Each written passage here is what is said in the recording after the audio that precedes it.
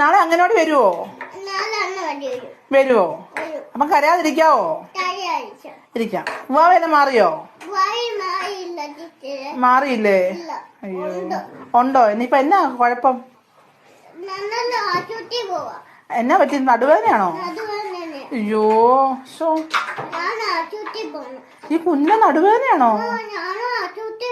ആണോ? തലവേദന മാറിയോ?